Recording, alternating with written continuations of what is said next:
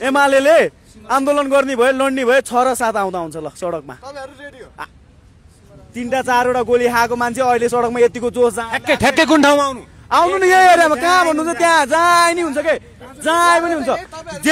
यदि जेन्जीले एमालेको गुण्डाहरूले होइन यसरी आँखाको तारो बनाएर ठाउँ ठाउँमा कुर्छ भने सुन एमालेहरू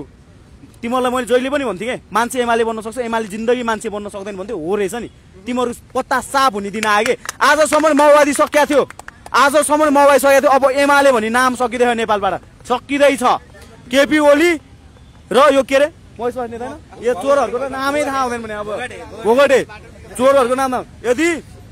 लड्ने नै हो भने जेन्जी पुस्तासँग लड्ने नै थियो भने तिमीहरू त्यस गति कहाँ भाग्या थियो तिमीहरूको आँट अहिले चाहिँ गुण्डाहरूलाई पैसा खुलाउँदै ल्याउँदै जेन्जी बच्चाहरूसँग कुदिएला यार सिङ्गो एमाले बच्चाहरूसँग कुदिएला छ हारिरहेछ फेरि कुडे खाइरहेछ भागिरहेछ आउने के सुई साथी बोलाएर हामी जसरी हिँडिरहेछौँ नि त्यसरी हिँड्ने हो के पछाडिबाट वार हान्ने होइन के सक्छ भने सरकार डराइरहेछ किन के भन्नु सरकारले डराइरहेछ डरपोक के डर हो के आँट हुनुपर्छ कि छाती हुनुपर्छ के छाती भयो भने गर्ने हो के जे कुरा पनि के त्यत्रो महेश बस्नेत पनि यत्रै हो कि त्यो गुण्डा लासे पासे राखेको छ नि वरिपरि लासे पासे टोले गुण्डाहरूले पैसा त्यो चुनावको काँचो मासु भातले ज्यान बनाएको छँदैछ है पार्टीको पैसा पेल्या छँदैछ गाउँमा गएको पैसाहरू कमिसनमा भ्रष्टाचार गरेर पाउँदै छँदैछ गर्ने मेरो न हामी यता सुन्न हामी झडप नचाहने भएर मात्र हो शान्तिपूर्व हामीले चाहिँ विचारको एउटा आन्दोलन गरिरहेको भएर मात्र हो यदि भिन्डी नै हो भने के यति भिन्डी नै हो जेन्जीसँग भिन्डी हो भने एमालेको कार्यकर्ता कति थरी अब यो वैधानिकता आन्दोलनलाई वैधानिकता दिने यो चाहिँ सिङ्गो देशको आन्दोलन हो नि त यो त जेन्जीको मात्र आन्दोलन होइन सिङ्गो देशको आन्दोलन हो जनआन्दोलन घोषणा गर्नुपर्ने मागहरू यो अब हरेक मागहरू उहाँको 4 बुँदे मागै मलाई चाहिँ एकदम उचित लागेको छ त्यही भएर हामी निरन्तर रूपमा साथ दिइरहेकै छौँ उहाँहरूले भन्नुभएको छ जबसम्म हाम्रो माग पुरा हुँदैन तबसम्म चुनावको चु पनि गर्न दिँदैनौँ र अहिले तत्काल सरकारले चाहिँ चुनावको लागि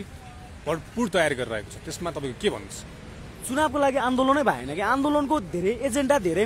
भए पश्चात पनि जुन आन्दोलन पछि सरकार बन्यो त्यो सरकारले आफ्नो म्यान्डेट चाहिँ चुनाव मात्रै भनेर चाहिँ राखेको छ त्यसलाई चाहिँ के भन्नु यो छाती नभए सरकार यो आँट नभए सरकार एउटा मुटु नभएको सरकार हो कि यो यिनीहरूलाई त के भन्नु अब यिनीहरू त यो कताबाट परिचालित भएर आएकाहरू हुन् हामीले यिनीहरूलाई बनाएको चाहिँ होइन वास्तवमा बनाएको भएदेखि हुन्थ्यो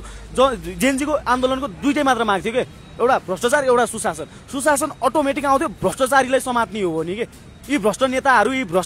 यी माडवारीहरूलाई समाउने हो भने होइन धेरै समयको कुरा थिएन कि सुशासन त अटोमेटिक आउँछ यिनीहरूले बिगार्यो नि त सुशासन त भ्रष्टाचारीलाई आजसम्म समाते 2 महिना भयो कि 2 महिना यदि समात्न त त्यो दिनको घटना गर्ने मान्छेहरूलाई पनि छानबिन गरेर समात्न सकेको छैन नि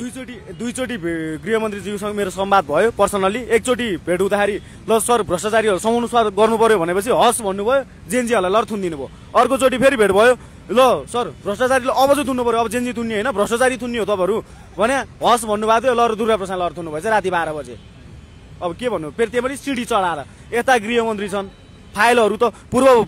गृहमन्त्री रवि लामिछाने हुँदाखेरि त 25 वटा फाइल हामीले नाम नसुने यो सारा नेपालले नाम नसुनेको फाइलहरू व्हाइट बडी काण्ड यो के काण्ड लौडा काण्ड होइन एउटा दिमागमा पनि एउटा किताब पढ्नु पर्छ संविधान नेपालको संविधान कण्ठ पार्न सक्छ होला त्यो कण्ठ पार्न सक्ने यी फाइलहरू सबै त्यो घटनाको दिन जले भन्ने चाहिँ आएको छ जानकारी जलायो होला कसले जलायो होला एउटा सिस्टममा हुन्छ नि त फाइल त के एउटा डायरी हो र डायरीमा लेखेर राखेको थियो होला र त्यो एउटा त्यत्रो भ्रष्टाचारीको फाइल चाहिँ के डायरीमा लेखेर राखेको थियो होला त पूर्व गृहमन्त्री त्यति लाटो थियो होला नि त होइन थिएन नि त त्यो समाउने आँट नभएको कि यिनीहरूको आँट नभएको नत्र यति बनाउनु सक्दैन एउटा फाइल बनाउनु सक्दैन भ्रष्टाचारी थुन्छु भने त आयो क्या नि यिनीहरूले सुशीलाकारी तपाईँले यो सरकार मान्दिन भन्दै गर्दाखेरि तपाईँहरूले यही सरकारसित वार्ताको सिलसिला जारी गर्नुभएको छ त्यसलाई चाहिँ तपाईँ के रूपमा स्पष्ट गर्न चाहनु अब